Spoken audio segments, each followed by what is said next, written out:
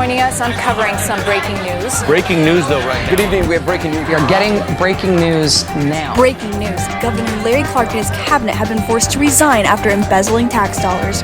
We have exclusive leaked audio. I did not do that whatsoever, all right? Liar, liar, pants on fire, all right? Stop, okay? You're done.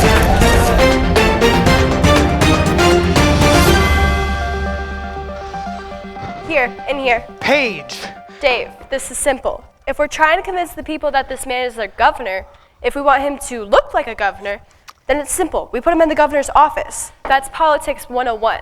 Paige! In fact, even better, we put him behind the governor's desk. Am I right? Paige! Have you ever seen a more governor's desk looking desk than this desk? No, it's perfect. So, we'll do the interview right here. Right, except for the part where we're not doing an interview.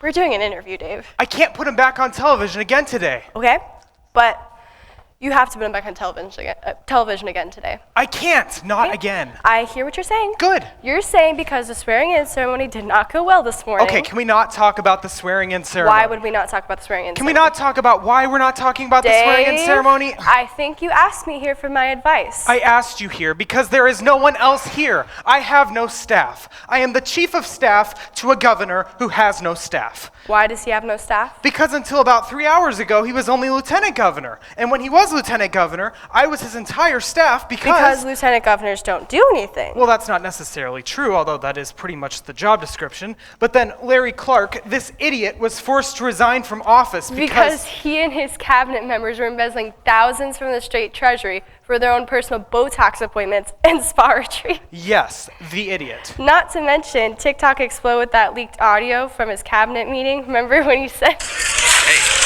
you're a liar, bro. I did not do that whatsoever, all right? Liar, liar, pants on fire. Liar, liar, pants on fire. Liar, liar, pants on fire. Liar, liar, pants on fire. liar, liar, pants on fire. It was the fact that he lied about it, and he got his entire staff to lie about it. So when the truth finally came out, not only did Larry have to quit, but his entire staff had to quit. So suddenly my boss is the governor of the state. And he has no staff. And he has no staff. And I need a team. I need a plan. You need a pen? I need a pen, thank you. You know, I'm starting to think that Larry never even worked in this office. There's nothing in his desk but plastic forks and soy sauce. This was never supposed to happen. Ned Newley was never supposed to be the governor. I'm not supposed to be a governor's chief of staff. You know, I've been working in politics since I was in college, but I always work for the guy who loses. I always work for the honest, stand-up guy who has absolutely zero chance of ever getting elected. I called you in here this morning because when we worked together on the McMartin campaign. Yeah, you were great on that campaign. Oh, thank you. No, you were. Your polling was like insanely accurate, and you were like the smartest person on the whole team. Well, thanks. It's funny, Dave. I always got the impression you didn't like me. It's not that I don't like you, Paige. It's just, you know, you and I approach politics a little differently. But, you know, every time we had a disagreement, I was always right. You were always right. So, you hired me to help with the politics. Yeah. To give political advice to Ned Newley. Yes. To Governor Ned Newley. I gotta admit, it feels pretty swanky being on the governor's staff. Speaking of which, am I his whole staff? No. I called Human Resources, and they're supposed to be sending over a temp. So, you, me, and a temp. Dave, is this part of your whole not good at success thing? No, I was just, you know, I was thinking for today anyways that we should just try and keep things a little bit smaller, because Ned is, well, okay, have you ever met Ned? No. Okay, so just so you know, Ned's not very comfortable, having a lot of people around. What does that mean? He's just kind of a quiet guy who likes things to be mostly just kind of quiet. This is the man who just became the governor.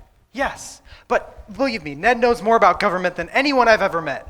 Once you get to know him, Paige, you are going to love him. I'm gonna love him. All right, Dave. I remember why we did not work well together. You are the guy who admires the guy.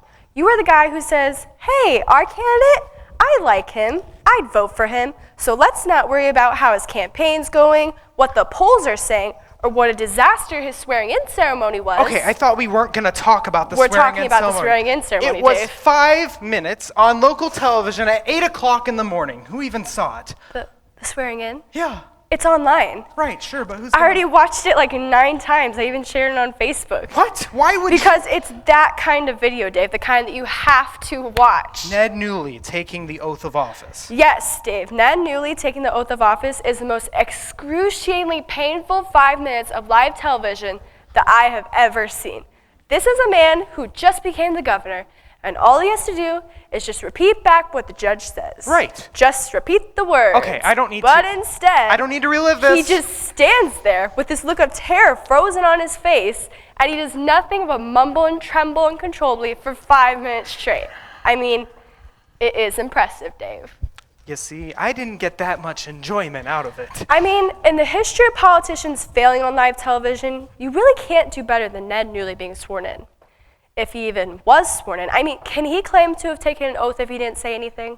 He said something. He didn't say anything. He was just making noises. No, you know, at the end when he's supposed to say, "So help me God," I definitely heard the words, "help me."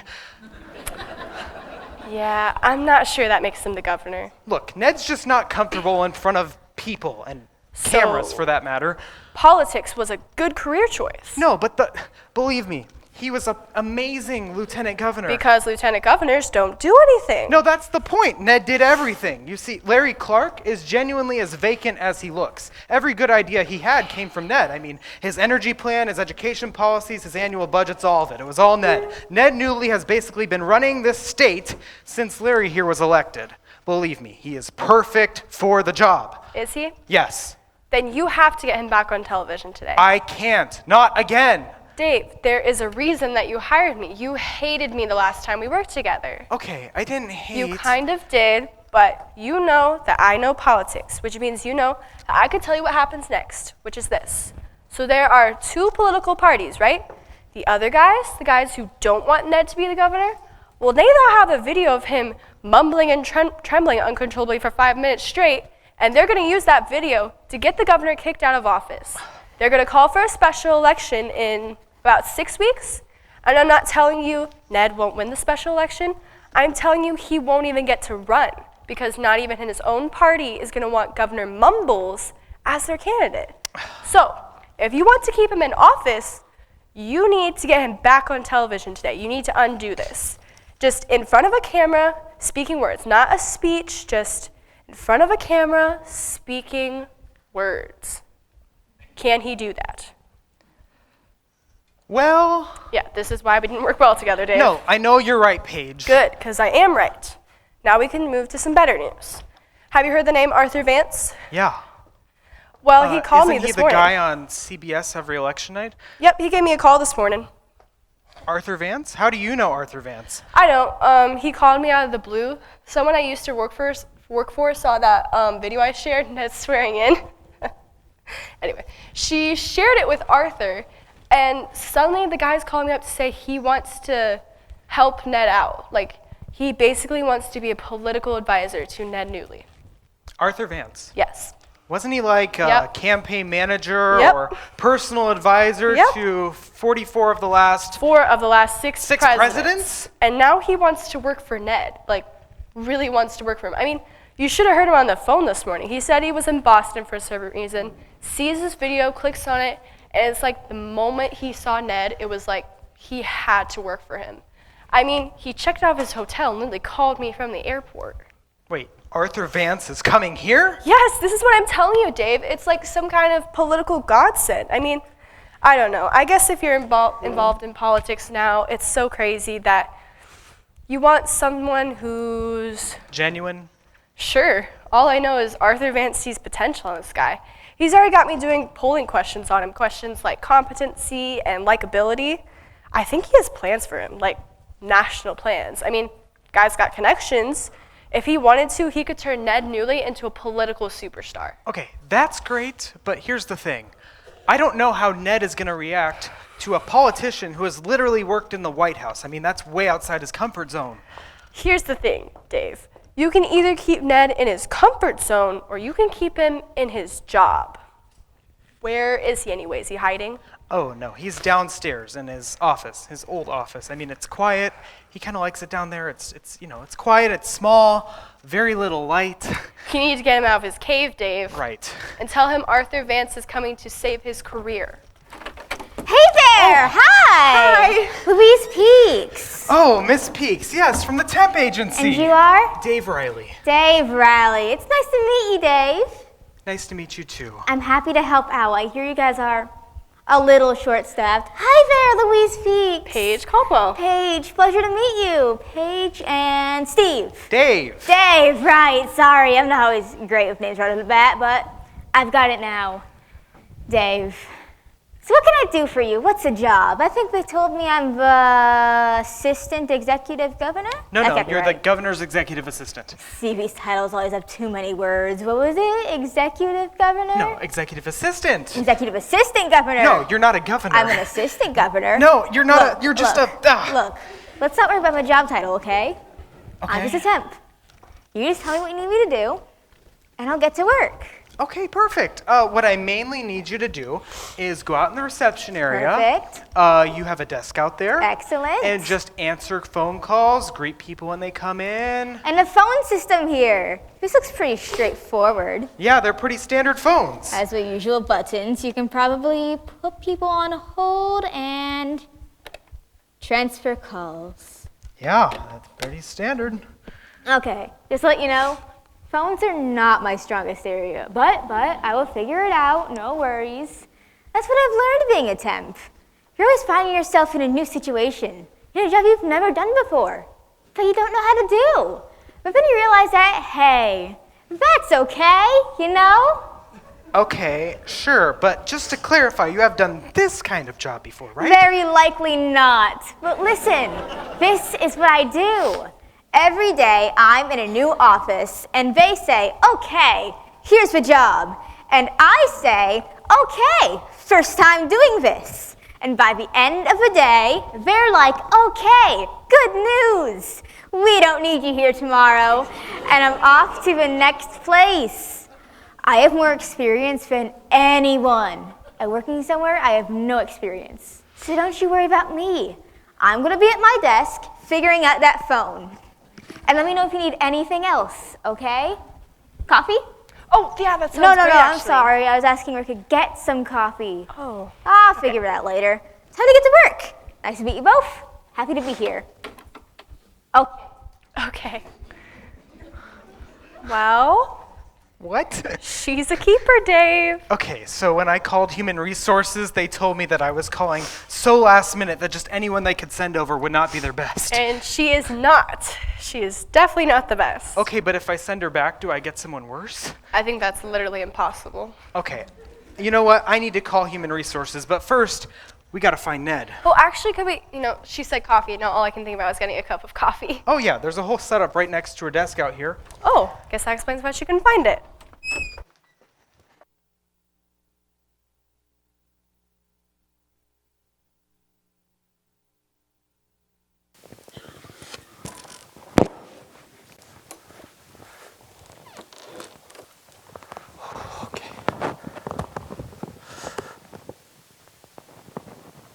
Oh!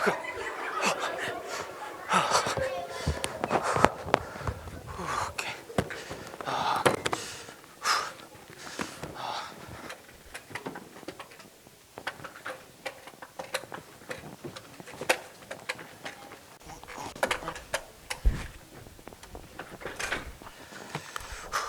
Governor Newley.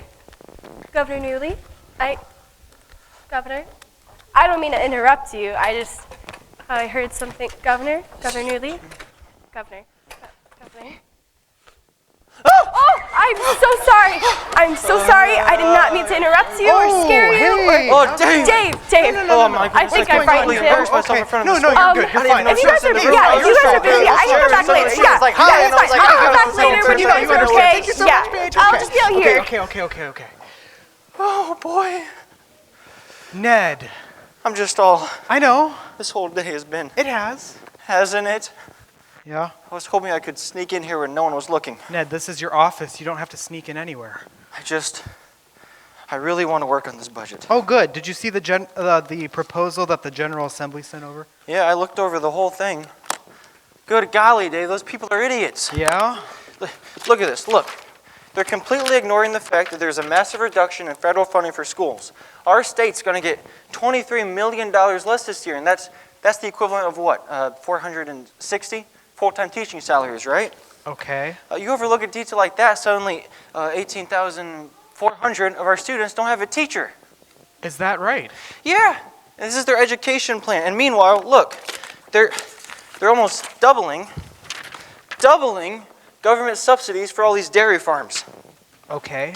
If I sign this budget, we're going to end up with a state full of uneducated children and really rich cows. I don't think the money goes to the cows, Ned. The whole thing is a mess, Dave. I can see that. I need to work on this. I agree. I need to work on this and only this. And nothing else. Like public speaking. No. Or appearing on television. Yeah. Ever again. No. In my life. Nope. Okay, Dave? Nope. No, you're supposed to say yes, Dave. That's not No. the job description. Well, can I make it the job description? Listen, Ned, I want you to work on the budget. I want you Good, to work on okay. the budget and policy and legislation and, all that other important stuff. Just doing your job. But, Ned, listen to me. Do you remember last night when we sat down and talked about the fact that you might actually become the governor of the state? And I started to cry. Right. And we said, okay, if this is going to happen, then you and I are going to have to spend more time thinking about politics.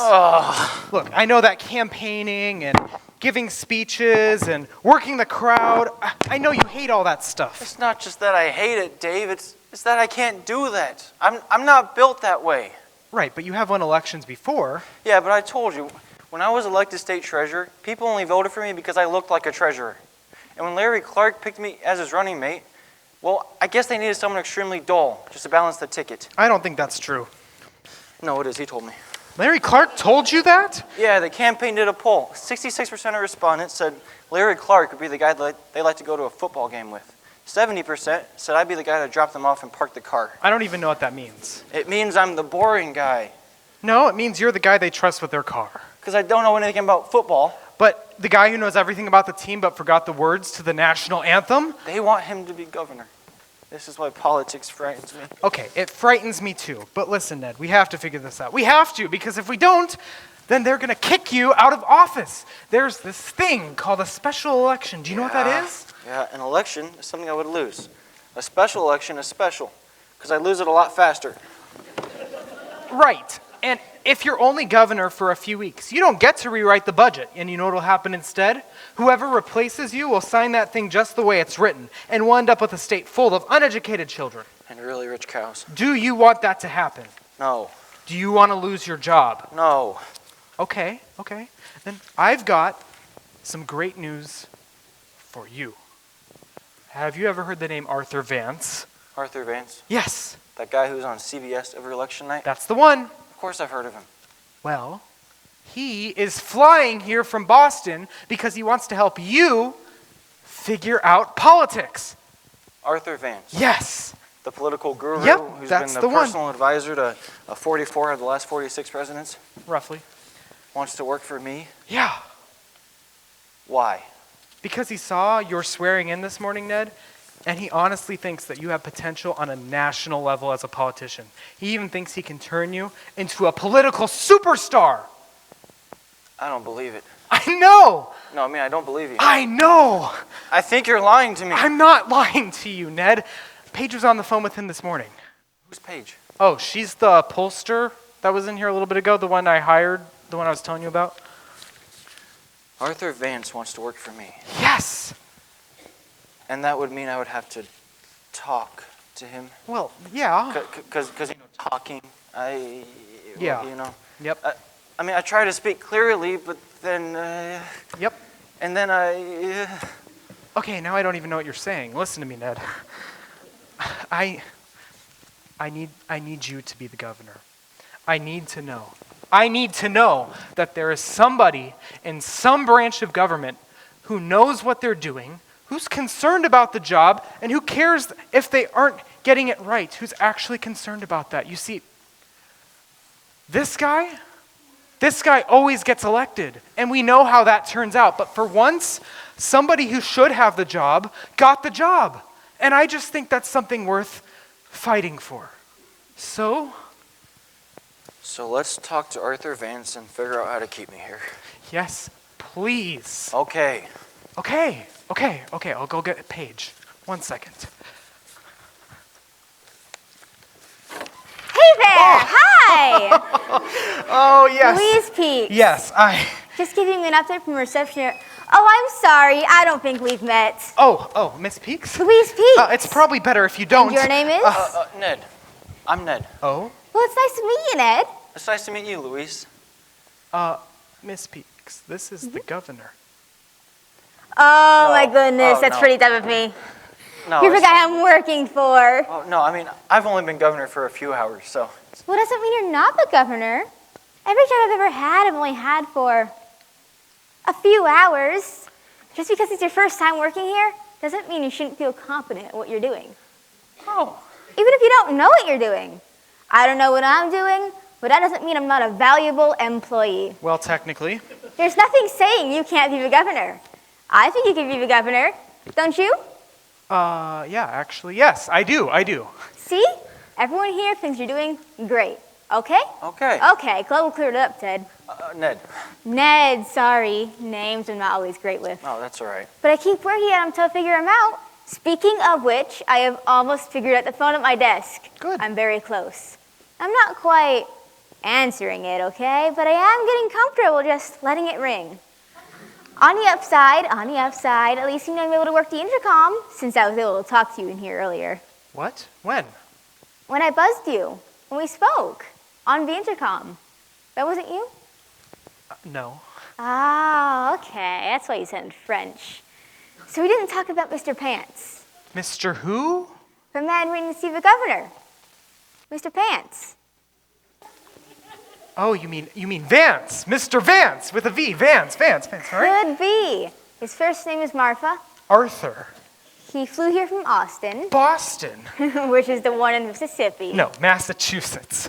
Okay, let's start over. He's working with the woman who was in here earlier, who does upholstery.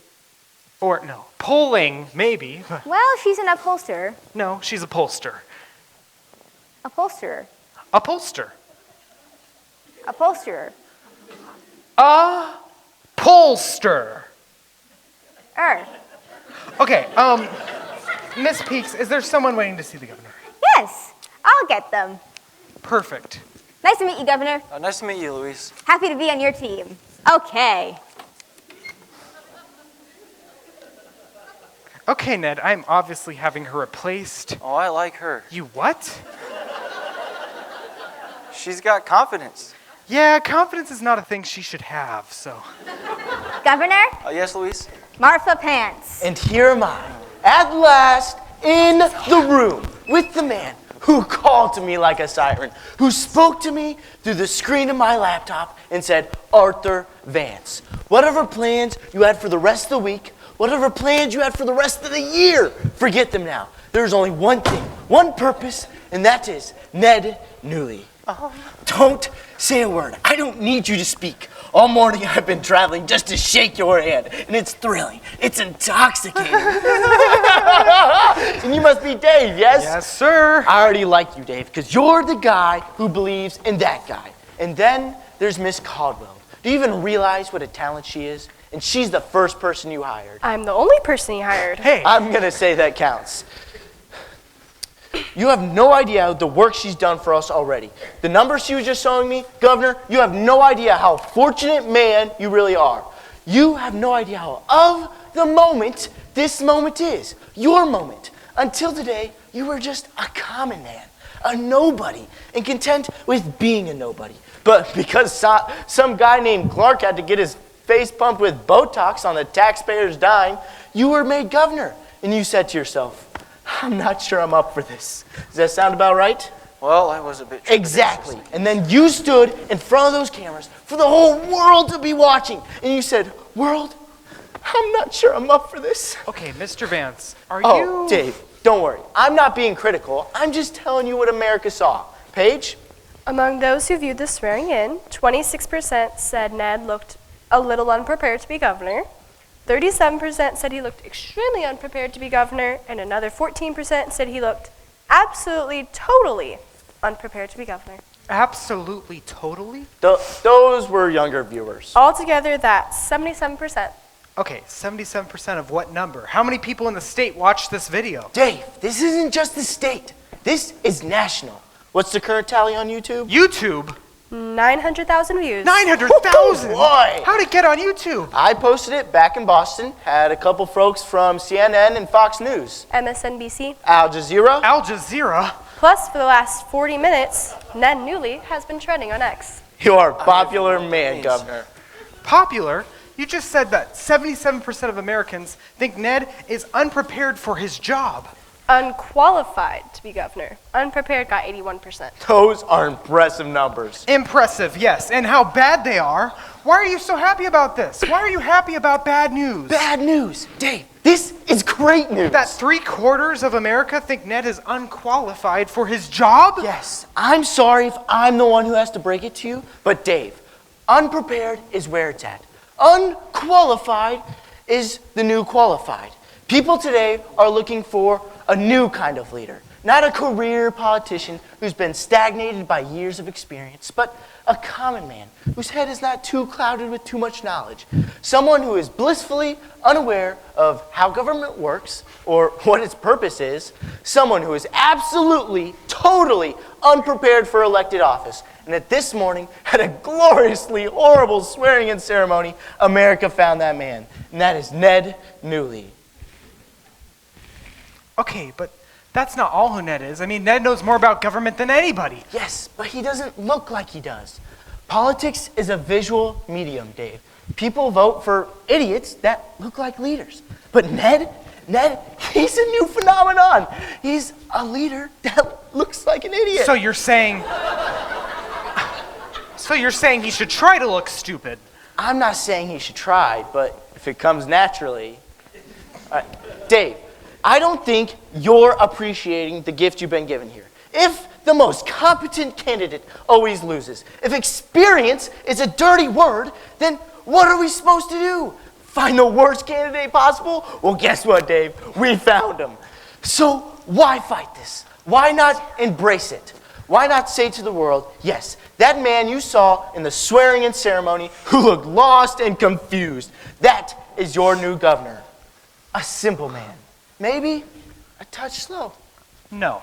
Not a deep thinker, not a big talker. I'm not a big talker. Not a talker at all. It doesn't understand the bill he's supporting or the law that he just signed. No, you're not. Isn't going to give big speeches, isn't going to give any speeches. We're not doing this, Mr. Vance. What was that about not giving any speeches? Just a humble citizen who goes to work every day and tries to do his job. That sounds nice. Ned, don't listen to this.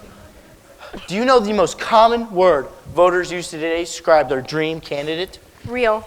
Yes, my soul, she's good. It's the one word I hear used in every campaign. People want someone who's just real. Someone who's real. And then this morning, we found a man untarnished by political artifice or skill or personality. And I said to myself, this is the guy. I will not only put an end to all this special election nonsense, but I will transform Ned Newley into the most popular politician of the United States of America. How do you like the sound of that? Is that his happy face? No. Does he have a happy face? Look, Arthur, what Ned actually is, knowledgeable and sincere, that's not popular. But that just means what is popular is actually really scary. So if your whole plan is to sell Ned as an idiot to the people, well, maybe that's what people want to see, but... Do you think it'll work? Exactly. It's not even going to work, so... I'm asking Mr. Vance, do you think people will actually believe I'm not that bright? There's no doubt in my mind. Okay, but if they think I'm stupid, will they still support my ideas? Or? Governor, this is what we've learned. If they like you, they'll support whatever comes out of your mouth. And they already like you. Paige? When asked if they would invite you to their backyard barbecue, 64% of respondents said yes, provided you stay clear of the open flames. Ned, you can't agree to this. Why not? For 2 years, we let people think a nincompoop named Ned Newley or named Larry Clark was running the government. Why not let them think it's a nincompoop named Ned Newley? Nincompoop named Ned Newley. Is that too long for a hashtag? If pretending I don't know how to do my job lets me do my job? Wait, is that the plan? You're the governor. Nobody knows what your job is. You just have to seem like you don't know what your job is either. So I should seem confused? Oh, yes. Could you even look more confused? Oh, yes, you can. I tell you, Governor, you are God's gift to modern politics. I am? Oh, that's even more. Stop it. You're going to make me cry. Paige, please tell me you don't think this is not completely insane. Actually, I think it's brilliant. What? Why should we keep letting the real idiots win? You told me you were scared of putting him back. You told me that you didn't want to put him back on television. Television? You wanted to keep him in office. Governor, I know that an interview sounds frightening, but you don't have to be scared of looking bad on camera, because this time the whole point is to look bad on camera. Exactly. Now, I've got a friend down at Channel 3 who's sending someone for an interview at 1 o'clock this afternoon. Since when are you scheduling media appearances for the governor? Somebody has to. Somebody's got to do something around here to keep in an office. That is no, I can't allow this. It's not up to you, Dave. It's up to the governor. What do you say? Shall we give it a shot? Ned. Well, part of me really doesn't want to, but yeah. Is that a yes? It was pretty close to a yes. Great. Now, Paige, I want you setting up focus groups all across the state. I'm on it. I want us watching the people while they're watching the interview. I want to get their live reactions in real time. And meanwhile, me, Dave, and Ned are going to go back to Dave's office and rehearse a little bit. Get you comfortable with Ned Newley, simple man. Who am I kidding? You're already there. I tell you something, Governor. I've been thinking a lot of days. Maybe it was time to get out of the game. The wins were too few, the losses were too hard. But I held on to hope that someone could come again and inspire me once again. A fresh face. A new face, the face of American politics. That doesn't sound like my face. Oh, trust me, Governor, that's the face. That's the face of a winner. We need to fix that chair.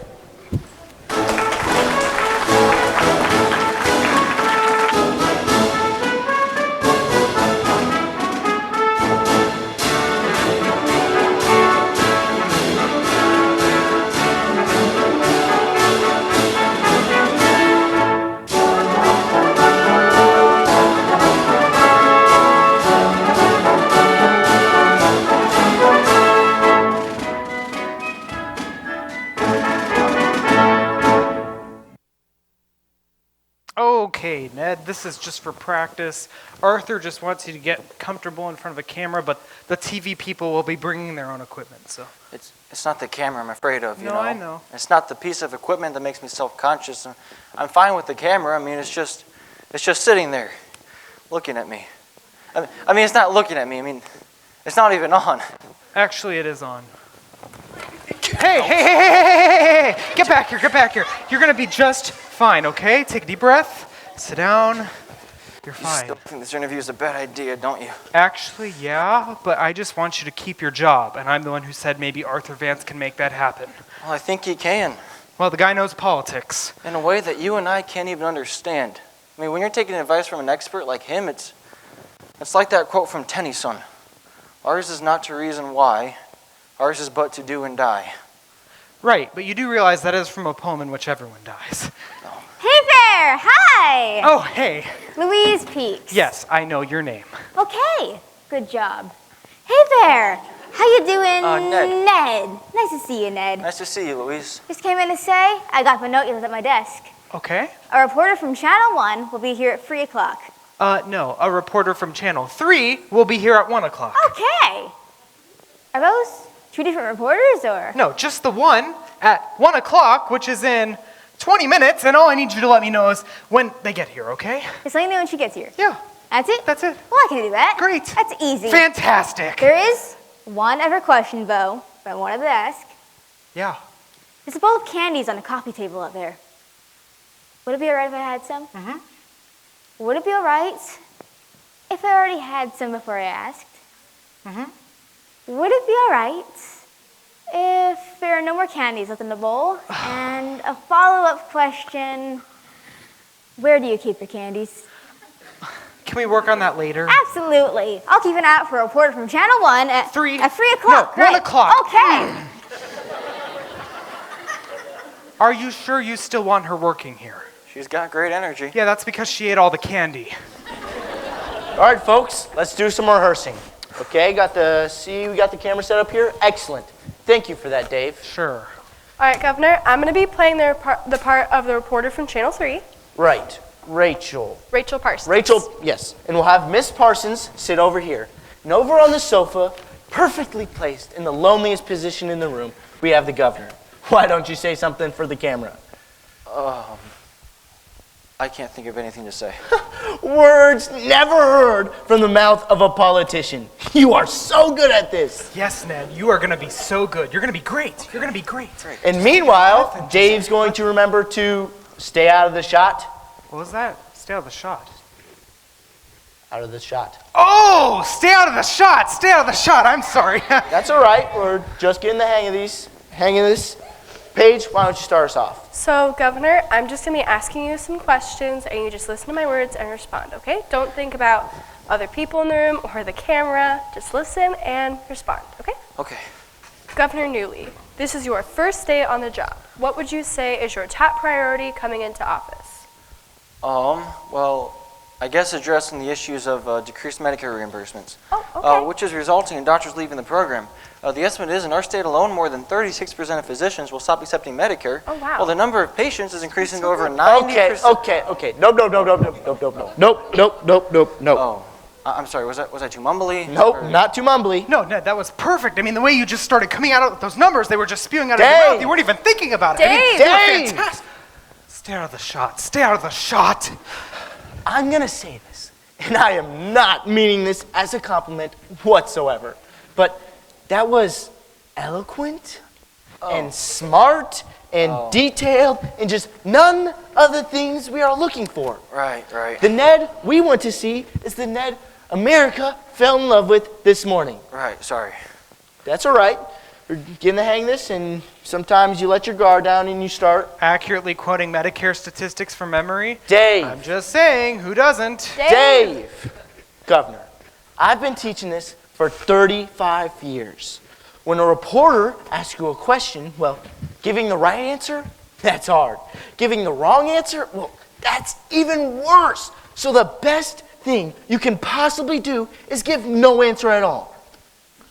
You mean don't speak? No, you speak, but you do not answer. Allow me to demonstrate. I have 4 index cards, numbered 1 through 4, and each of them have a simple phrase on them. What I want you to do is read card number 1 out loud. Okay. It needs fixing. Great. So now let's go back to the Medicare question, and you're going to answer with that card. Okay? Okay. Paige? Governor Newley, what is your position on Medicare? It needs fixing. Good night! I'm sorry, that wasn't supposed to be out loud. That was great, Governor. Now let's try the same card with another question. Paige? Governor Newley, what are your thoughts on the budget deficit? It needs fixing. See? Simple. You're a simple man, and with every question, you have a simple answer. Do you know what a true leader is? It needs fixing. What? No. Someone who needs fixing. No. Someone who needs a fix. No, sorry. That was my fault. I meant that as a rhetorical question. Oh, right. Which card was that? No, it wasn't. Just read card number 2. Okay. We have to find an outsider. Great. So, Governor, I'm going to ask you a question, and you're first going to answer with card number 1, then card number 2. Okay? Okay. Governor, what are your thoughts on the public school system? It needs fixing. Fixing? How do we fix it? We have to find an outsider. See? Yeah? It's perfect, isn't it? Okay, that's easy. Isn't it? That doesn't matter that I don't know what I'm saying. Oh, somebody please say yes. Of course it matters. Okay. What is an outsider? Well, an outsider is not someone on the inside, he's someone on the... Paige, help me out here. Let's say there's a group of people trying to solve a problem, but their ideas aren't really working. Exactly. So they have to bring fresh ideas into the room. From the outside Yes. of the room. What? Oh, well, I mean, the outside is... It's right outside. It's just outside. It's just outside. I It's mean, right it's not outside. Okay, outside. let's just leave what the outside is outside of. The point is, you, Governor, you're the outsider. I am? Yes. So I have to find myself? What? Wait, no. No. We have to find you. Where am I? You're right outside. Dave. Do you want me to go get him? I mean, I Dave. can. Just read card number 3. Okay, it just takes common sense. Okay, Governor, how do we solve the budget deficit? We have to find an outsider. Or, The outsider will find us. but no. I meant, instead of using card number 2 to answer, you could use card number 3. Oh, right, okay. All right, ask me again. How do we solve the deficit? It just takes common sense. To Right. solve the deficit? Yeah, that doesn't sound right. Yeah, I'm going to have to go with them on this one. Okay, just read the last card. I'm just an average guy. See? Do you see now? Do you see? These 4 cards are portraying a story. We have a problem that needs fixing. And we need someone new, someone from the outside to fix them. Someone who will just use their common sense. And then you come along, who's just an average guy. Do you get it? Do you understand now? Yeah, I think I do, yeah. Oh, thank goodness. This isn't me. No. This is who I'm pretending to be. Yes. And this average guy card, you're saying I would use this to answer a question? Absolutely. Paige?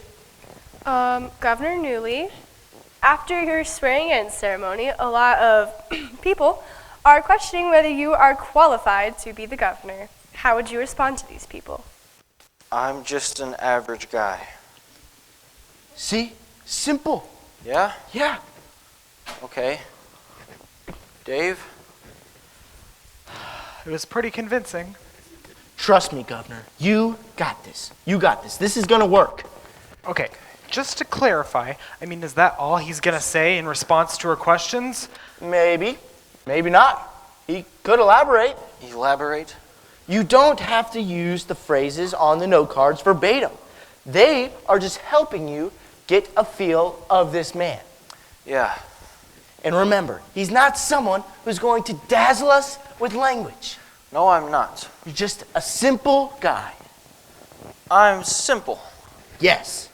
Maybe not that simple. Just Not that simple. just average. Average. I'm just an average guy. Perfect. Average. Great. Now, Paige, are the focus groups good to go? Yes, I have 7 different focus groups set up across the state, and I'll be getting their live reactions in real time. You're amazing. Go get to work. This is going to be good, Dave. Okay, is it? I'm just an average guy. I'm average. Look how far he's come. Remember this morning when he couldn't even speak to me? Yeah, I kind of missed that guy. You just wait till you see these poll results. Your governor is going to be a hit. I'm average. I'm just an average guy. I'm average. Like a guy. Is that what you mean by less verbatim? Sort of moving the words around like, on average, I'm a guy. No, don't do that. No. Please don't do that. Don't. That kind of changes the meaning, doesn't it? Don't do that. Okay. Dave? Yeah. I just got a text from Rachel Parsons. She's out in the receptionist area. Oh, no. Oh, that's all She right. thinks your receptionist may have forgotten to tell you. That's all right. Have her come in, and me and the governor are going to go back and rehearse a little bit. We're going to get you in a change of clothes. Get you something more comfortable. More Ned Newley. Simple man. How do you like the sound of that? I'm just an average guy. You got this, Governor. You got this. Hey there! Hi! Every time. Louise Peaks. Yes, good to meet you. Just wanted to confirm that was you this time. That what was me? On the intercom? No. 5 minutes ago, Nope. when I buzzed Nope. you on the intercom. You did not buzz me. Okay, Miss Peaks, is there someone waiting to see the governor? Yes, in fact, there are two people. Okay, great. They're both from a television station. Right? One of them is a man with a camera. Possibly a cameraman. Would you like to know their names? Do you have them written down? No, I have written down. Would you like to know their names? Okay, why don't you just go ask them if they'd like to come in? Got it.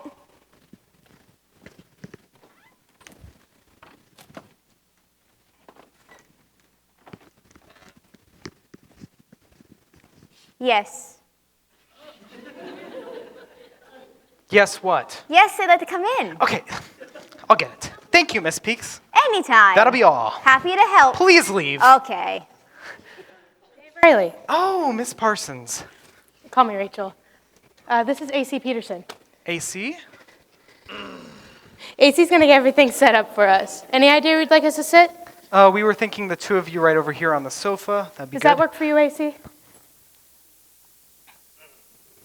AC doesn't talk much. So, Dave Riley, the new governor chief of staff. Man I've somehow never met before. What's your deal? What's your story? Oh, well. And I'm just asking, that's personal curiosity. I'm not asking that as a reporter, okay? I'm completely clear on the whole memo. What memo? The figurative memo. The message? Add the message. You look like you have no idea what I'm talking about. I think I have no idea what you're talking about. The rules clearly laid out to me that this isn't an actual interview, that I'm not here as an actual reporter. I'm just here because Arthur Vance is friends with my boss. They go golfing or something. Is that what it is? Golfing? I did it again. Honestly, it's just involuntary. I sound like a reporter even when I'm not trying to be a reporter. Kind of like how you sound like a politician even when you're not being a politician. Oh, well. Actually, you don't sound much like a politician. So, question. Did you say that someone told you you weren't allowed to ask any tough questions? Look, you don't have to pretend that... You know what? I'm sorry I mentioned it. Was I not supposed to mention it? No. I'm not exactly clear in the whole etiquette. No, I mean, no, you were not supposed to mention it, so... Look, I'm just telling you. I don't know why I'm telling you, but I'm not exactly a fan of people in the news business getting friendly with the people they're supposed to cover. This whole thing where you do us a favor, like offering us an exclusive interview with the governor, and we do you a favor, like promising the reporter won't ask any tough questions. Just, how does it feel kind of stuff, because apparently our new governor's not very bright. Is that true, by the way? Is Governor Newley not very bright? Oh, Shoot, I did it again. Honestly, it's just involuntary. It just comes on out. But I don't feel like getting fired today, so I'm just gonna sit here and smile pretty for the camera, right, AC? AC doesn't talk much, unlike me, who... Sorry. No, I'm sorry to hear all that. Look, you pretending to be innocent and sympathetic isn't really... Wait, you are pretending, aren't you? I don't think I'm pretending. So you're telling me you weren't told about these arrangements. Arthur Vance didn't share that fact with the governor's chief of staff. No, he did not. Well, that's an awesome little scoop to add to the story I'm not allowed to write. I'll just file that under leads I can't pursue, along with why would Arthur Vance fly here from Boston to work for a governor no one's ever heard of before? And why is he claiming that Newley's not very bright when he's been governor, when he's been treasurer for the governor for... Why are you looking at me like that? Like what? Like you're intrigued by what I'm saying. Shouldn't you be denying and deflecting and interrupting me with pre-rehearsed sound bites? Are you sure you work in politics? I do, but I'm not sure I'm any good at it, so... It's odd we've never met before, that I've never covered anyone you've worked for. Well, you see, no one I've ever worked for has ever won an election, so... Well, if I could be a reporter today, which I can't, I have a feeling me and you could have a really interesting conversation. You know, off the record. Oh, that's the intercom. I'm so sorry. This is actually kind of a historic occasion, so... Hey there! Hi! Yes, Miss Peaks. Louise Peaks! I see you figured out how to use the intercom. I figured out how to use the intercom! I was just about to say that. Can you hear me? She can't hear me. I can't hear you! Yeah, that's because you're holding down the talk button. Should I not be holding down the talk button? Okay, Miss Peaks, I am going to hang up now, and I don't know why I just said that, because she can't even hear me, so... Is being an idiot kind of a theme around here? Yes, sorry, one sec.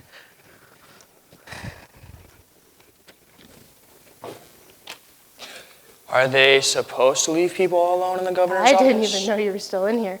It's all right. No one ever does. You want to steal some stuff? No. As a memento, when government was still Are standing. you anticipating a time when it isn't still standing? With these folks, I'd give it a week. Miss Parsons. Arthur Vance. Call me Rachel. How's your boss at Channel 3? Same as he ever was. He speaks very highly of you. I guess I'll have to live up to that. Are we good to go in here? We all set, AC? That was a yes. All right. Allow me to introduce to you Governor Ned Newley. Hey guys, what's up? What's going on in here? Governor, this is Rachel Parsons. Rachel, how's it going? Governor, it's nice to meet you. Oh, hey, I'm just lucky to be here. I mean, how did this happen, Let's save a little something for the interview, Governor. That sounds like good thinking. Good common sense thinking. Hey, you're gonna be great, Ned. Not great, Dave. Just average. Okay. Governor, this is AC. He's going to get your mic set up. AC! We're going to have you sit right here, sir. I'm not a sir, AC. I'm just a guy. Uh-huh.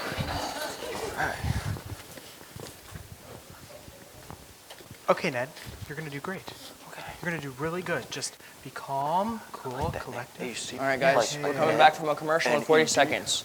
The anchor in the studio will give a lead in to Rachel, and then we'll be live. Hey, did you tell your reporter from Channel 3 or did you tell your friend that his reporter wasn't allowed to ask any tough questions? If I did, Dave, would you really be unhappy about that? The governor is about to go on live television. All right, 30 seconds, guys. The least thing we need to worry about is him having to answer hard questions. Okay, then what should I be worried about? The unknown, Dave. The unexpected. Well, that sounds terrifying. Exactly. 20 seconds, guys. Okay, what kind of unknown are we talking about here? Oh, no. Oh, goodness, no. 15 seconds. Stay out of the shot. Stay out of the shot. Hey there! Hi! Yes, Miss Peaks? Can you hear me? It's Louise Peaks! Yes, I know your name. 10 seconds, guys. We cannot be talking on the intercom right now. I can hear you! Did you hear what I just said? We can't be talking on the intercom right now. Right, so I'm gonna hang up now, okay? Okay, I'll just come in then. No! All right, guys, we're live in 5, I'm so sorry. 4, 3, 2, 1. Thank you, Charlie. Hey And I'm here there! live in the historic office of the governor, where I'm happy to be sitting here with the sitting governor, the governor, I mean, who's sitting here with us today. Let me start by thanking you, Governor, for inviting us here today. Oh, hey, I'm just here, being an average guy, doing my job, working. Right. So this is a new job for you. Oh yeah, and how about that? A regular guy like me being the governor.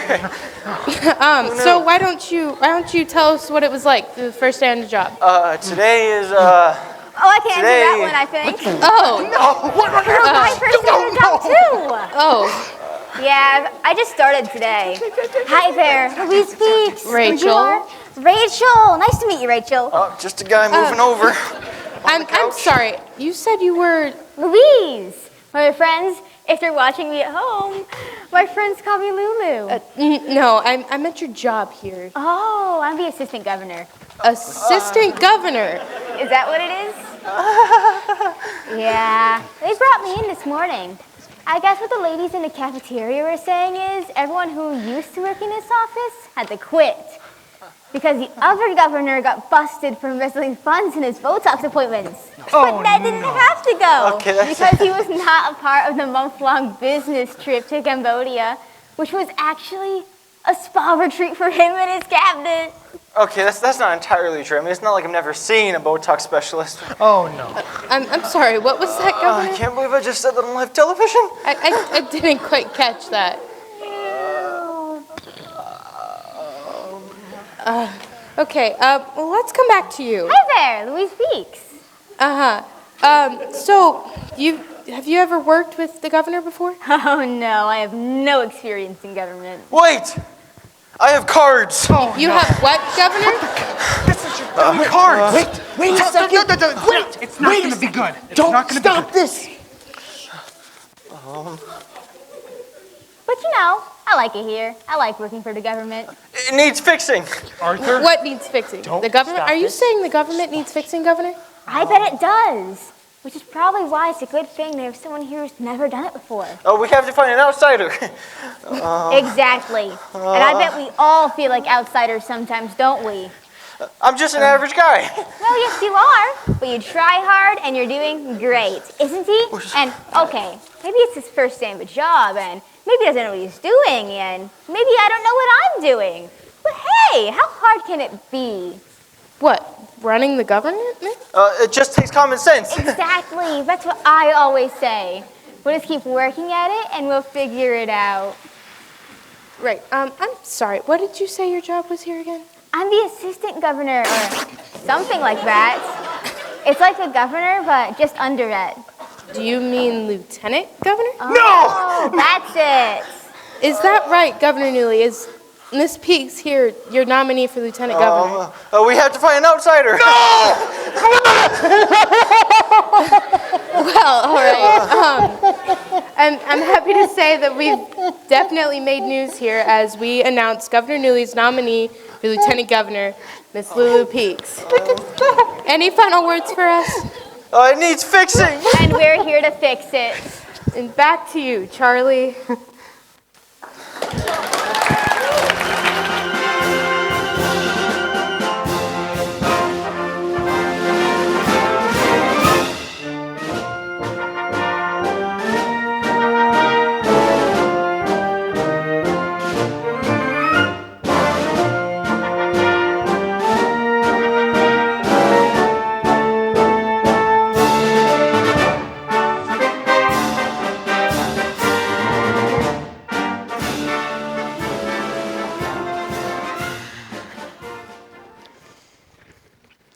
Dave!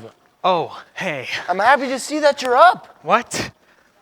Because the last 3 times I came in here, you were lying on the floor in the fetal position. Yeah, I think I just needed some time to process and to grieve. Uh-huh. But I've been thinking, if we're going to fix this, we got to get on it quick. So I've been writing out some different options.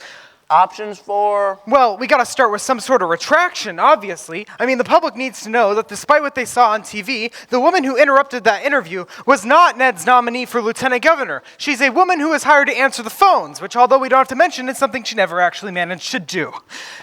Have you been drinking coffee, Dave? No coffee. This is just the natural energy I get when my entire world is crumbling around me. So, retraction.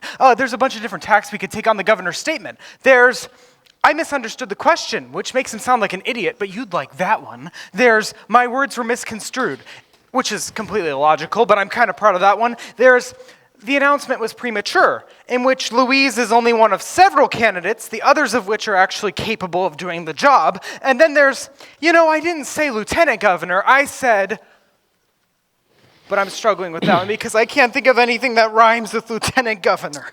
So, you're telling me that she shouldn't be lieutenant governor? Yeah, or you could just shoot me now. Why would you? What are you asking? I'm talking about Miss Peaks, or Lulu. We're calling her Lulu now. Who's calling her Lulu now? The administration. The administration has a position on her name?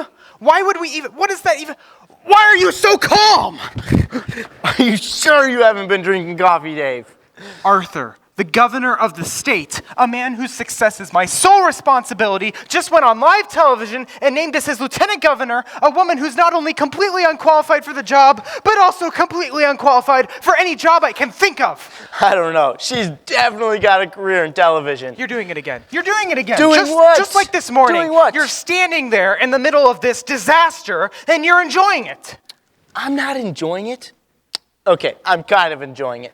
But you gotta admit, that Lulu, she She was something else. The way she just stepped in front of those cameras and she just turned on. I mean, the way the words just flowed out of her mouth effortlessly, completely effortlessly. I mean, completely meaningless, but... But what? But nothing! She was nothing but meaningless. She was making as much sense as your index card. Which is surprising, because she didn't even have any of the index cards. No, it's not a surprise or even a talent to speak empty-headed phrases when you already have an empty head. You're acting like she's some sort of politician who you trained to go on TV and... Oh my goodness, that's it. You think she is. You think she is the politician we've been waiting for. The one who's just like us. You know, about 3 hours ago, you thought Ned could be that guy. Someone who you could train to go on TV and act completely clueless. But now you found someone who actually is clueless. Don't misunderstand, Dave. I'm not giving up on Ned. I can't believe you. But what happened here today, that was something special. I mean, the two of them together. If voters today are looking for people who are absolutely, totally unprepared for elected office, we just found our dream team. Arthur. Oh, Dave. What? You got up. Oh. Because the last few times I came in, you were lying on the floor in the fetal position. Yeah, I think we've covered that. Arthur, these numbers? Yes? From the focus group? They're good? Crazy good. They're amazing? Beyond amazing. They're life-altering. Yeah? Okay, I'm confused. What numbers are we talking about here? These are the people who just watched the interview? Yes, but remember, these are just the voters in this state, but we're going to have to do some national polling, like, immediately, because I have never seen numbers like me. I would describe this person as someone who's just like me, 78%. As someone who's telling me the truth, 84%. As someone who is real, 91%. 91%. That is the most real any person has been in any poll ever taken. Okay, I'm still confused. This is from the interview that just happened? Yeah. Yes. And these are the people's responses to the governor? No.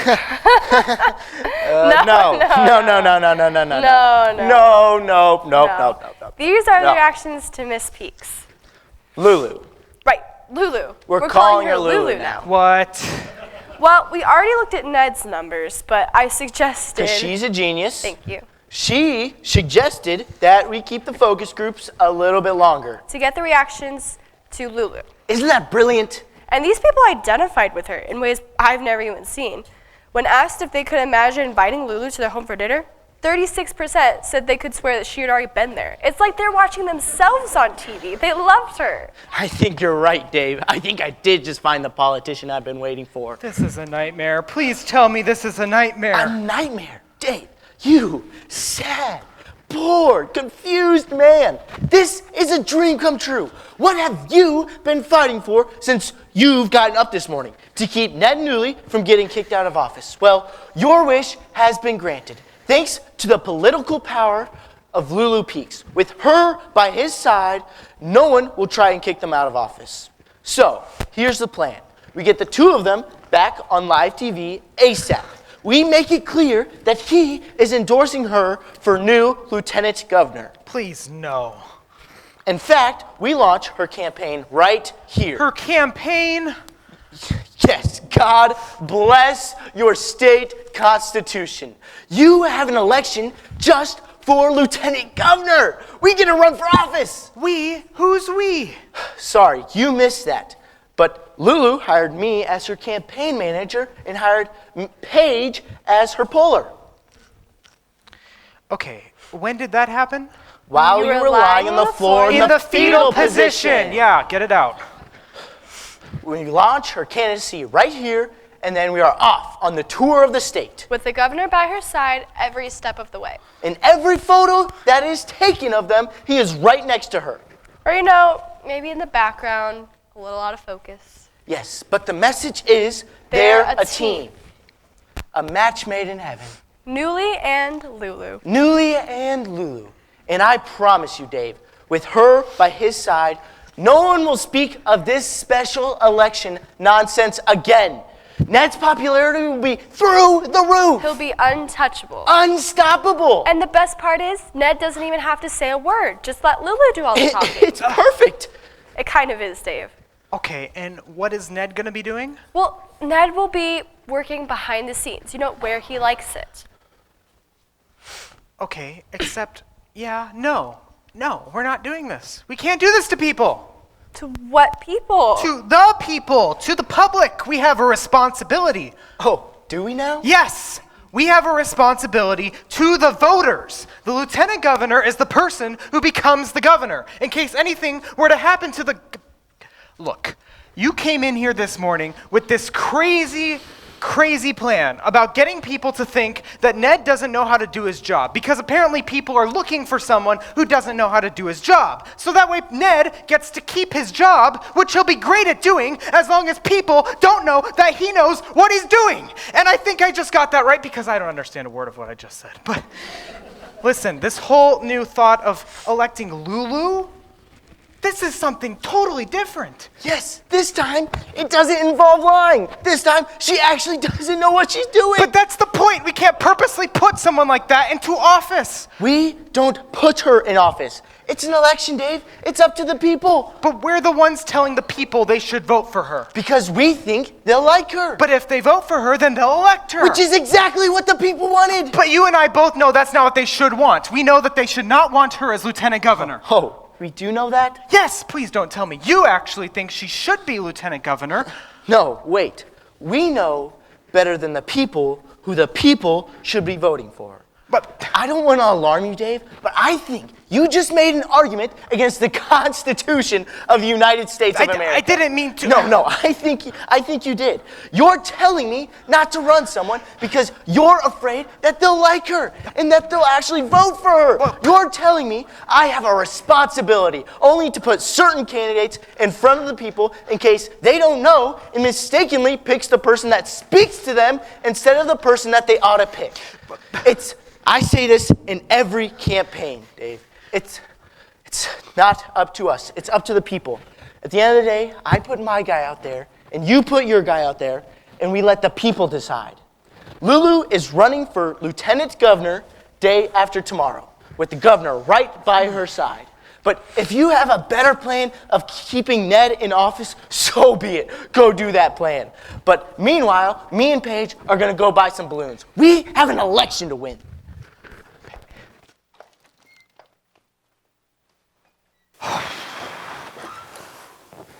Are they gone?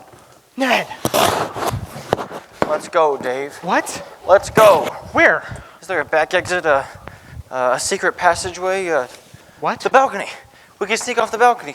We can jump off the balcony. No. Let's jump off the balcony, Dave. No, we're not jumping off any balconies, Ned. I can't go on with this. I just want to do my job. I wanted to be allowed to do my job. So I made a pact with the devil. You did. I signed the devil's book. I followed his instructions. I went on television and pretended I was some extra on Hee Haw.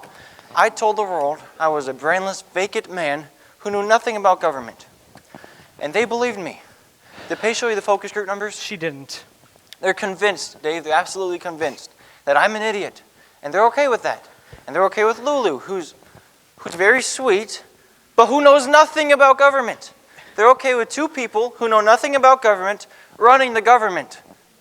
Yeah. And what's worse, Paige told me they liked Lulu more than they liked me, not because they thought she had just as much enthusiasm, because they thought she was just as ignorant as I was, but they thought she had more enthusiasm.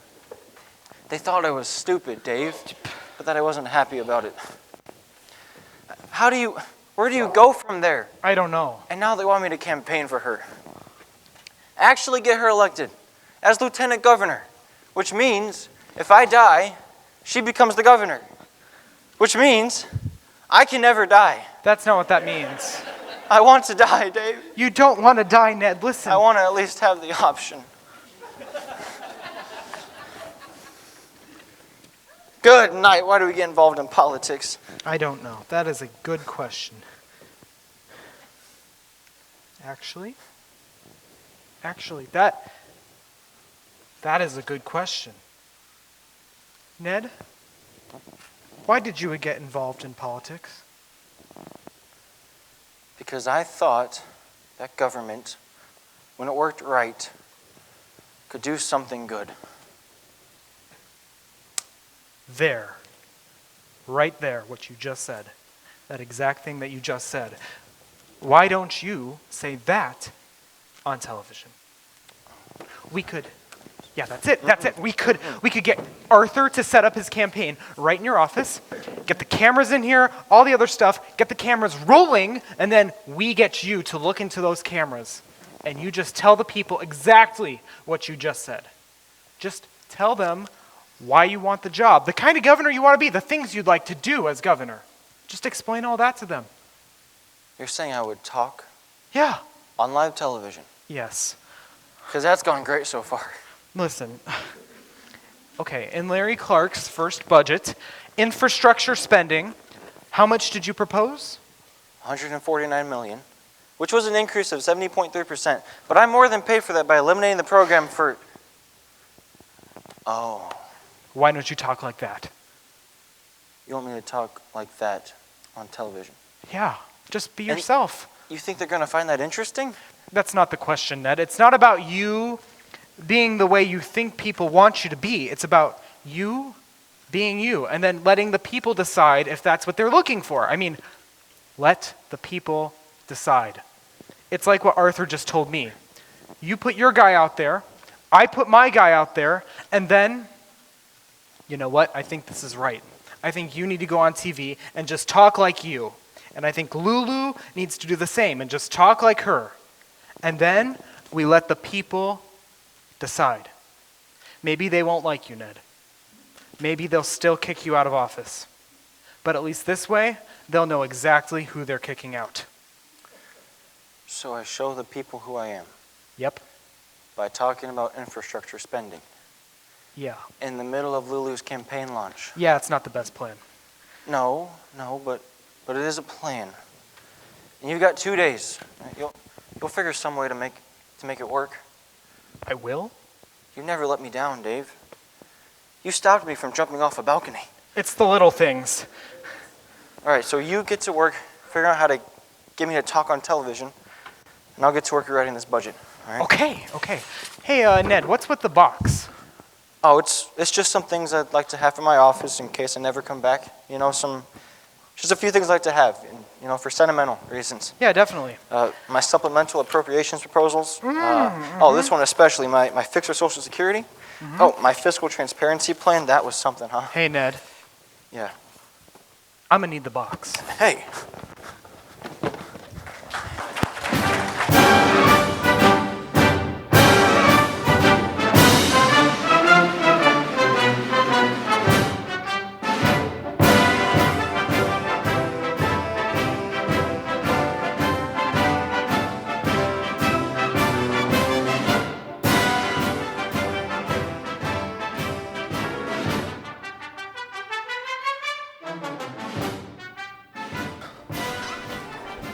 What do you think, Paige? What do you think?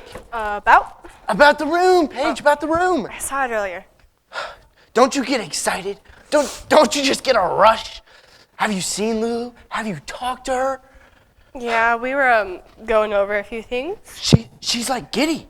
She's not nervous at all. No. She's not even aware there's something to be nervous about. Yeah, she's not aware of a lot of things. Isn't that refreshing? I mean, it's a little... What? I mean, don't you just find it kind of... What? I don't know. She just seems incapable of grasping basic concepts. Like? The idea of government. Well, that's a little complicated. The 3 branches of government. Well, that's even more complicated. The idea of branches.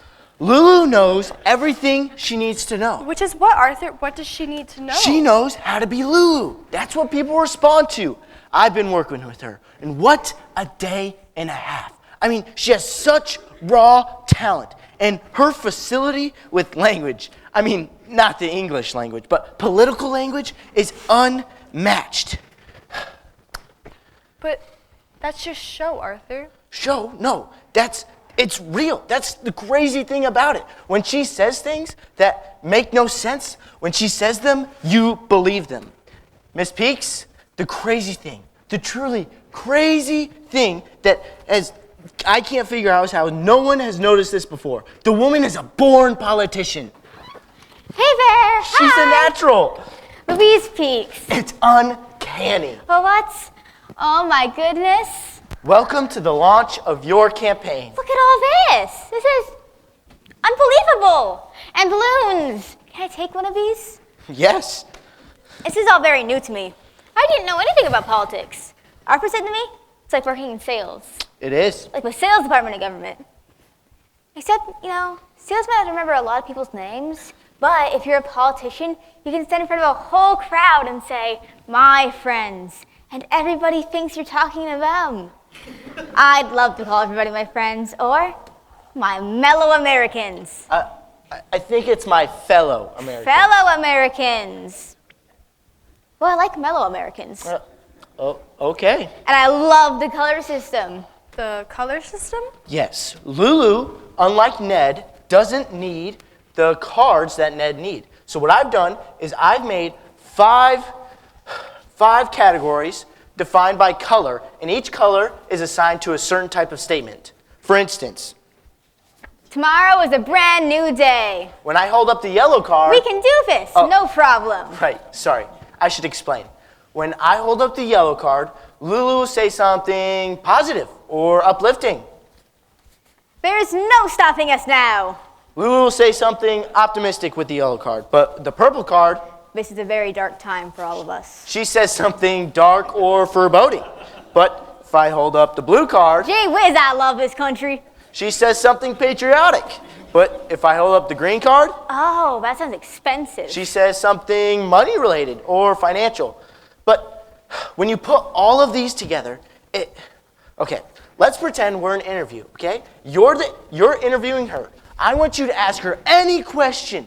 No softballs. I want to show you what this lady can do. Okay. Okay. Miss Peaks. Hey there. Hi. Hi. How are you doing? I'm doing great. You look great. Thanks. I was just going to ask you a few questions. So, Governor Newley has expressed some concern about a shortfall in funding for public education. Oh, okay. So how would you, as Lieutenant Governor, aim to solve a problem like that? Well, thanks for asking. And I'll tell you, things are looking pretty grim right now. Sometimes I don't have enough money for lunch. But the future looks brighter than ever, because this is America.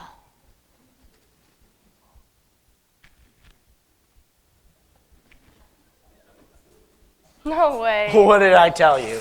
No way. Isn't that fun? Boy, if I knew politics was just saying whatever popped into your head, I would have gotten into it a long time ago. Let's try for red card. What's the red card? Oh. Hey, folks, how's it going? Governor, Dave. Oh. Hey there, hi. Louise speaks. Yes, it's nice to meet you. Every time. Okay, sorry, we don't mean to interrupt. Oh, not at all. We've been practicing the color system. The color system? You see these cards? Whoa. I'm not a massage therapist. What? Was that because I held up the red card? I'm not a potato farmer. Yes. What? For instance, when you hold up the red card... I'm not a scientist. She says something she's not. So this is very helpful when you want her to dodge a question by basically saying, I'm not qualified to answer. And it's the easiest thing ever. All I have to do is say things I'm not. Uh-huh. And the things I'm not, that's a lot of things. Uh-huh. Okay, like I said, don't mean to interrupt, but Miss Parsons is here a little early, so... Oh, no problem at all. Have her come in, set up everything.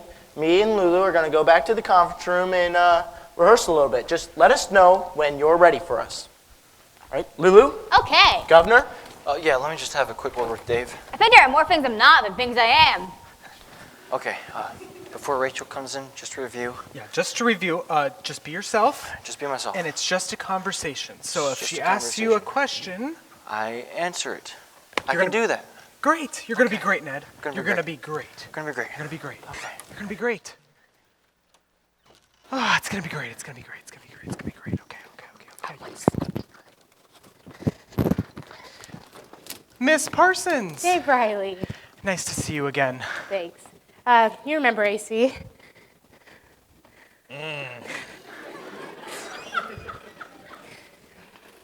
So, Dave Riley, the man who isn't good at politics. That's me. The guy who doesn't mind me asking tough questions. fact, something tells me you want me to ask questions. Oh? About Lulu Pigs, about the governor, about a box of documents I found sitting on my desk 2 nights ago. Wouldn't have anything to do with that, would you? I am sorry. Did you say a box? Can I play chess with you sometime? How would you not know I would know that was you? You're the only one that works for the guy. You're the only one with access to his papers. I swear, every day I work with politicians, begging them to drop the veneer and be straight with me. But with you, it's like I want to teach you how to lie. So, do you really play chess? Yes. Why did you ask me that? I honestly have no idea. So, about this box. This isn't about the box, Dave. You can't just anonymously drop off a box of documents and then quiz me in my reaction to them. It's not how this works. You can't steer me towards questions you want me to ask. Last time I was here, I let Arthur Vance tell me what I couldn't ask. Maybe this time I'll ask whatever I want. Okay. I'm not saying it's gonna make your guy look good. No, I know. And you're okay with that? You were the only politician who's okay with that. Well, I have thought you'd like that. Who says I didn't? Well, you sound kind of angry. Well, you sound kind of nice. And that's another thing you don't like about me? That's another thing I do like about you. Then why do you sound angry if there's something you like about me? You're an idealist, Dave. You want me to be the kind of reporter who I want me to be. But if I defy my boss and ask the governor and Lulu Peaks the questions I want to ask them, the questions I ought to ask them, I'll lose my job. Or worse, I'll end up hosting the morning show, interviewing TV stars and celebrity chefs. Do you want that? No. Then I can't just... AC, how long till we're on live? 7 minutes. I have some thinking to do. Why did you ask me if I played chess? I honestly don't know. Okay. How many other reporters did you leak those papers to? It was just you. You were the only one, I promise. I promise. Okay, first off, thank you. And second off, you're supposed to say what papers. Right. I have no idea what you're talking about! I swear, you are the worst liar. And that's another thing you like about me? Yes. Oh, Dave, Oh, Ned. I gotta get my mic on. What was that? Paige told me to come in and have AC put my mic on. Your what? The mic for the camera. Oh, your mic! Your mic! Okay, well, this is the guy for you. He's a very nice guy. You see? This is the governor. All right, we're gonna clip the mic to the lapel of your jacket. Okay, last time I wasn't wearing a jacket. Well, this time you are. Okay, last time this was in my pants pocket. The mic pack will go in your jacket. Okay, clearly you two are going to be just fine, so I'm just going to...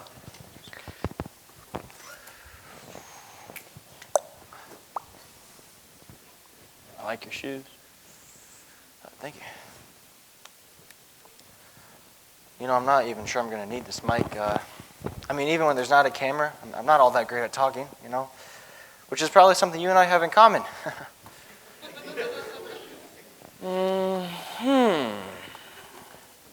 But you probably think it's ridiculous for me to be nervous about being on television. I mean, you see people talk on television every day. Well... what does that mean? I'm just saying. That I should be nervous? Well... What does that mean? I'm just saying...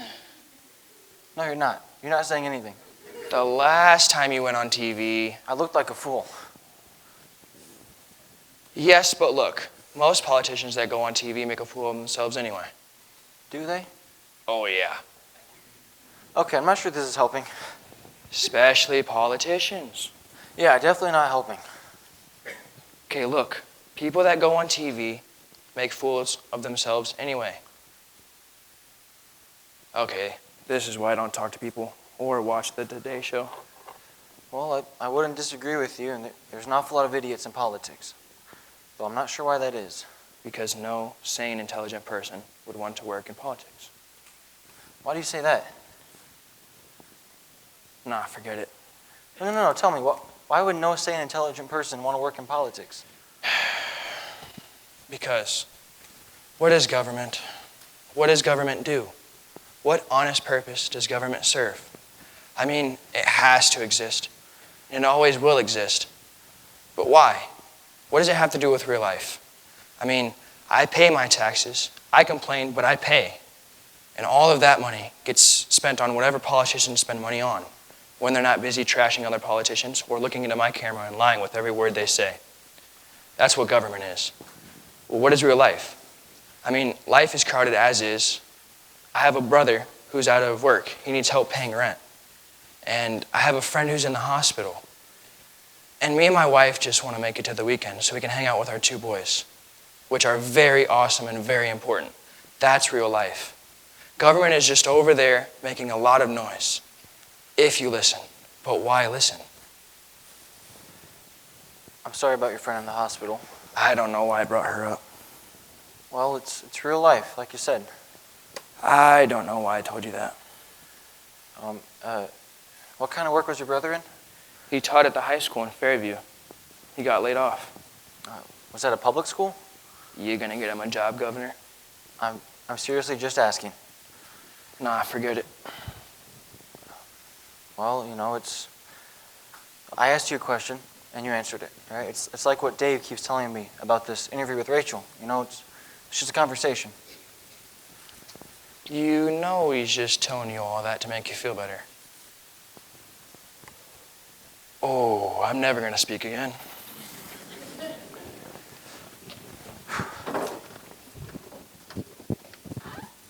How close are we, AC? Minute 40 seconds out. All right, Lulu, let's do this. If you need anything, I'll be right over here, okay? Okay, looks good. Hey, Ned. Are you all set? I don't know. You're gonna be great. Gonna be great. Just be yourself. Just be 1 minute, myself. folks. Okay, can I talk to you real quick? You want to know what decision I've made? I do, but You don't get to ask me that. I thought I shouldn't ask you that. Could be I haven't made a decision, Right. but you shouldn't know that either. 30 seconds, folks. Okay, if it helps, I really feel like I don't know anything. Dave. Oh, right, stay out of the shot, stay out of the shot. You guys are gonna do good, okay? Okay, sorry. Are you using the color system too? No. I've been practicing it so much. Every time a thought enters my brain, I see a color. Oh, 15 seconds, what guys. color are you seeing now? Oh, there aren't any thoughts in my brain right now. 10 seconds. Alrighty. We are live in 5, 4, 3, 2. Thank you, Charlie. I'm Rachel Parsons, and I'm coming to you live here from the governor's office, where I once again have the privilege of interviewing our new state governor, Ned Newley. How are you doing, sir? We're gonna do great. We're gonna do great. Come on, Ned. I think you are. Just be myself. Let's come back to the governor a little later. Or maybe we won't. Or maybe we will. What on earth was that? Right, Miss Peaks, Hey there, hi. who is now a running candidate for lieutenant governor, That's right, I am. who is officially launching her campaign today. Isn't it exciting? And it is clearly impressive how they have decorated the office for the occasion. AC, if you could get this in the shot. A poster declaring, "Vote Lulu, she's just like us." Perhaps a reference to the fact that you've never worked in politics before. I sure haven't. Why don't you tell us why you've decided to run now? Well, I'll tell you. Here we go. This is a rough time. People have it tough. Folks are hurting. We're down in the dumps. It's a sad day. But I've got a happy feeling about this. Something great is just around the corner. The people of this country, they're the best. And that's why I believe in America.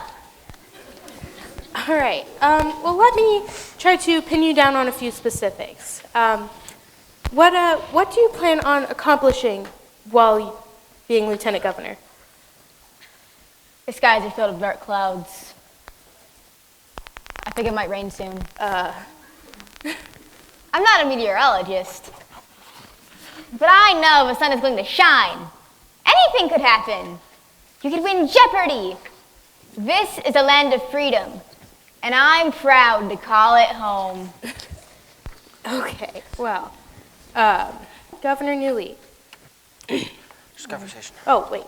I've just had a voice in my ear telling me to announce your campaign, which you are holding this Saturday. Oh, that sounds fun. Actually, I wasn't supposed to ask about it. I was supposed to announce it because I am apparently working the campaign now. What is she doing?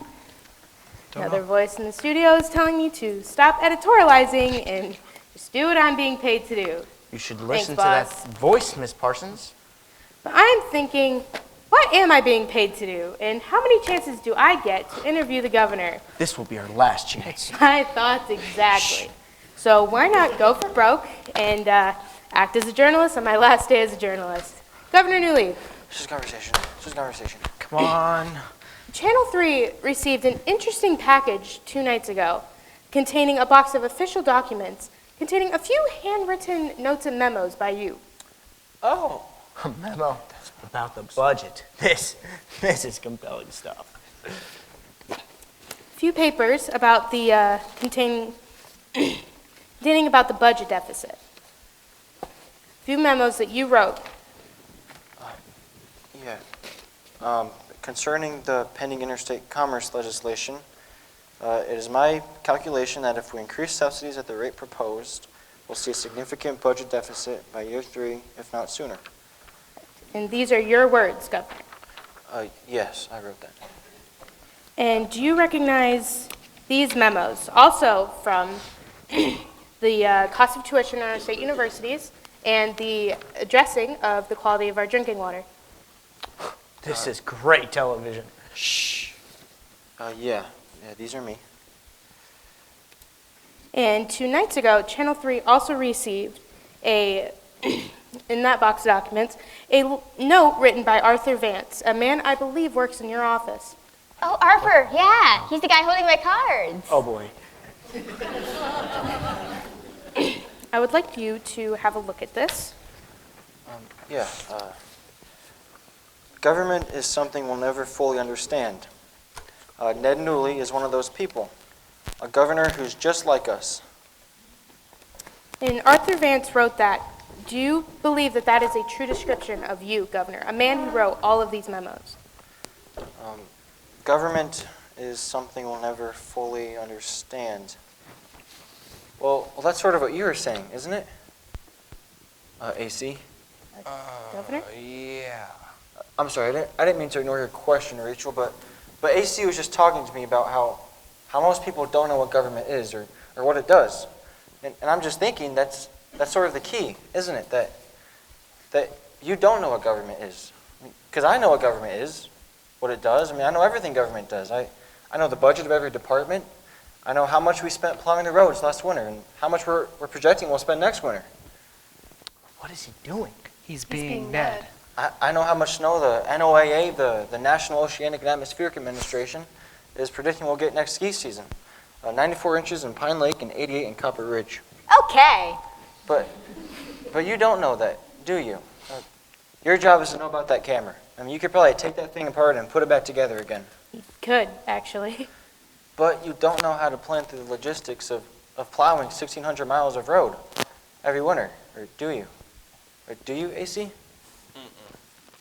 Right, and so the problem is, if 99% of the rest of the voters in this state who know nothing about plowing elect leaders who are just like them, well then what do we do when it snows? I love that man. So you're saying we shouldn't elect leaders who are just like us? Well, that's right, we shouldn't. I mean, I should, but Lulu... Hey there, hi. How are you doing? I'm doing all right, actually. I think you're doing great. Louise, do you vote? Oh no, I'm not a voter. Hey, that's another thing I'm not. And AC, you don't vote either, do you? No, sir. And I don't blame you. I mean, if you think government is just a place to send your taxes every year, then who cares who runs it? But that's not what government is, which I probably should have told you earlier.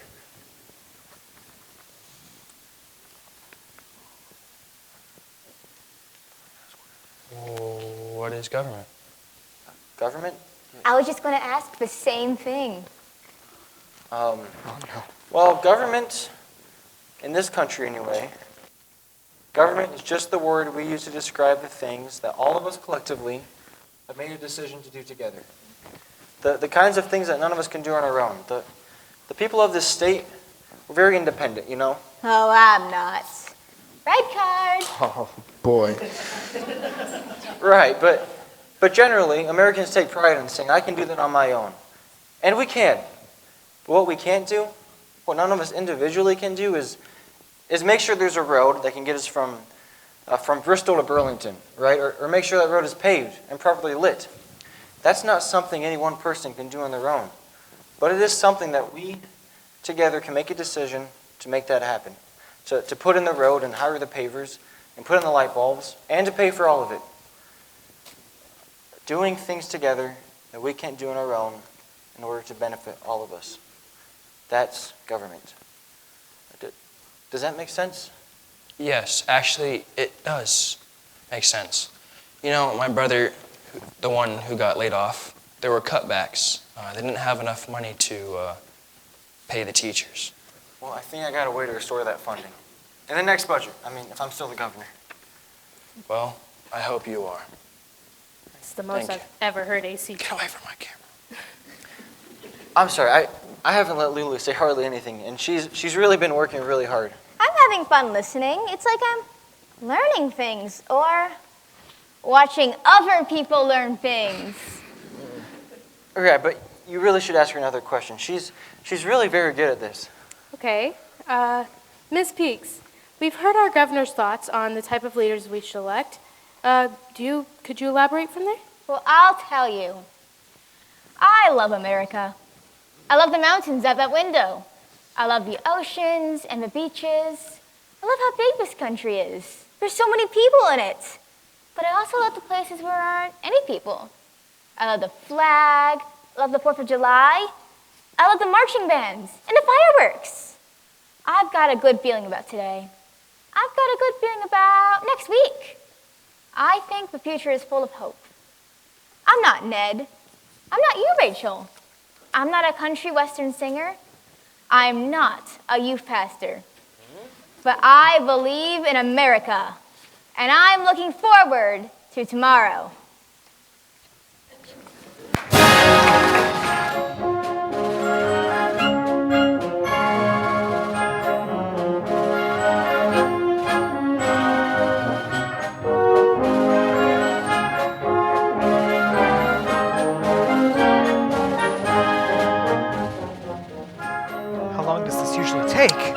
If we're lucky, maybe 5 more minutes.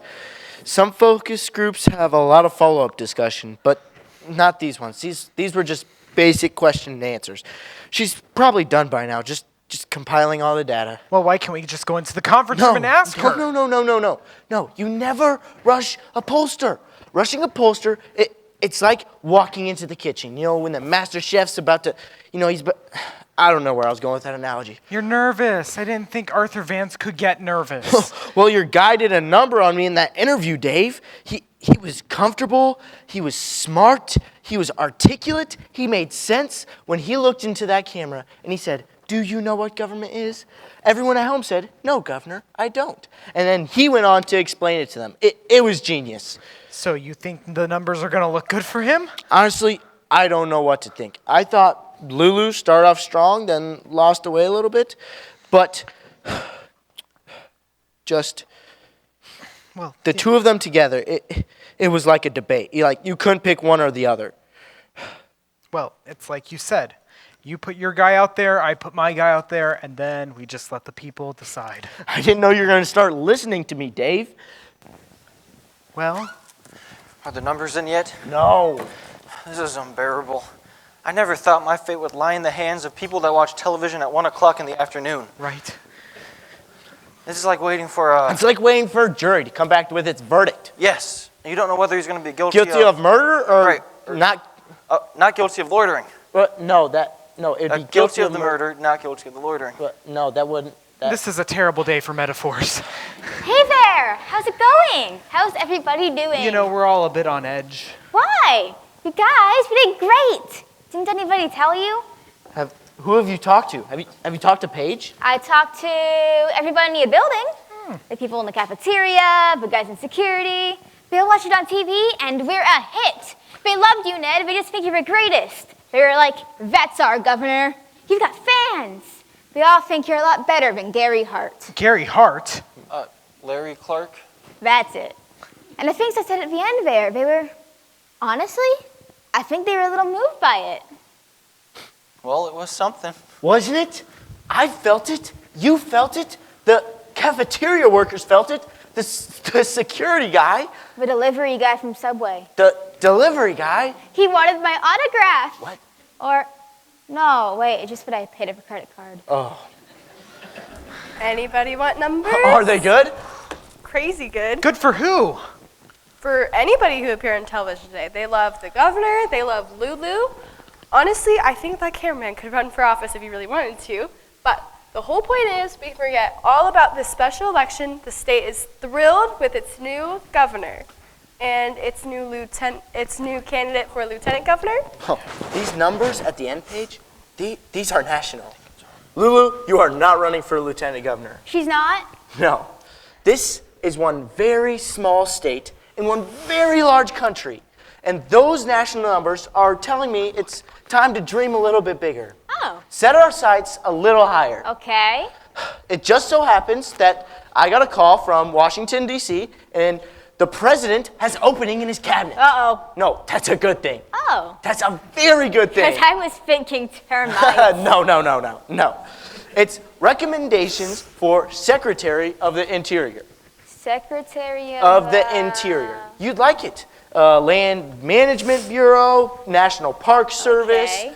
Remember what you said about loving the mountains and the beaches and the oceans? We show that video with a few dozen senators, and you're a shoo-in. Oh, I could definitely be the Secretary of the Interior. Secretary of the Interior. Interior. Wait, didn't you say it was a job about the outdoors? Yes, Secretary of the Interior is a job for the outdoors, which pretty much sums up Washington, D.C. Well, gentlemen, my work here is done. It's been a privilege and an education to see a man put himself out there, the capable guy, the knowledgeable guy, and still win the public's approval. If I ever get a candidate like that again, which will never happen again, I'm giving them your number, Dave. Well, thank you. I can't wait for the folks back in Washington, D.C. asking me how a man goes from mumbling his way through the swearing-in ceremony to explaining the entire purpose of government in just 3 days. And you will naturally tell them it was all your doing. I think we just had the exact same idea for the very first time, Dave. Lulu, Paige, I will be in the lobby. See you folks on the news. Goodbye, Ned. Goodbye. Dave. Dave, I want you to know it's not easy for me to leave here today because this is the longest I've ever held on to a job. Well, good luck to you, Louise. It's a big world out there. And they're putting me in charge of it. All the outdoors. Well, all the mountains. All the prairies. I don't think. All the oceans. White with foam! What's that? The song. What song? God Bless America? Amen to that. Good luck to you, Louise. Good luck to you. Okay. Listen, Dave, I want to say I'm sorry. I had no idea Arthur planned on us making a quick exit like that. Yeah. I haven't even mentioned he kind of offered me a job, like a wherever he goes kind of thing. Really? That's fantastic. Yes, it's an amazing opportunity, and you know, his kind of politics is my kind of politics. Right. But I just want to tell you what you and Ned did here today. It's the most exciting thing I have ever been a part of. So what I wanted to ask is, could I work with you guys? I mean, could I be a part of this? Paige, let me tell you something. You are the first person I ever hired. And the second person I hired just went off to conquer America. So yes, I'd be thrilled to have you. All right. Oh yeah, Rachel Parsons asked me to give you this. She was hanging around outside your office. Good work today, Chief. This is going to be good. Okay. Ooh.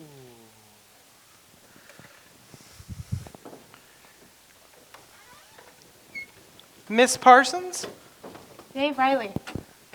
So how did everything go with your boss? Well, he fired me. He what?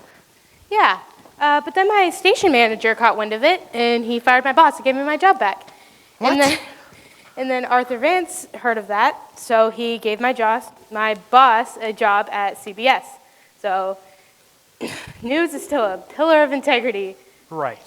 Speaking of which, when we first met, I went on a little rant about not getting friendly with the people we're supposed to cover. Right.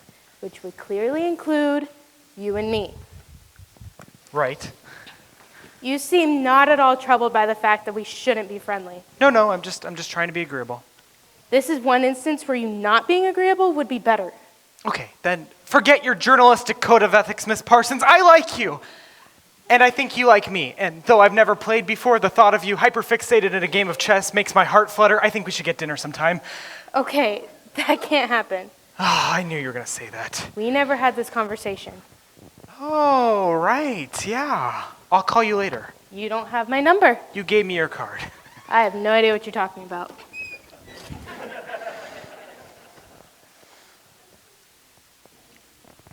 Hey, Ned? Oh, sorry, I wandered off. I can't stop looking out these windows. Yeah, it's an amazing view.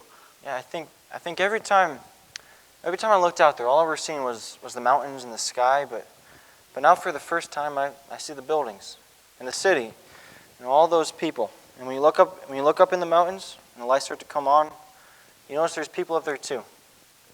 A lot of people in this state, Dave, and I just went on television and told them, hey, whatever you want to accomplish, you stick with me, folks, and we'll do big things together. Sort of a big boast, isn't it? No, all you did was tell them that you know what government is and that you'll aspire to do it well. You think they're actually going to believe you? Yeah, a little. Well, they should believe you, Ned, because you're going to do great things. I've never known you to do anything different. You know, first thing tomorrow, we're going to get that budget done. I already finished that. You what? When? Last night. You're insane. It's what I do. Well, you got all the money back for the teachers? Yeah, that was easy. And you took it back from the cows. Look, I have nothing against the cows. No, I know. Oh, I also had a thought about Medicare participation. I hear you're heading out. Yeah. You know the projection that more and more doctors will be leaving the program? Right. Well, they're doing this thing in Maryland that's really worth taking a look at.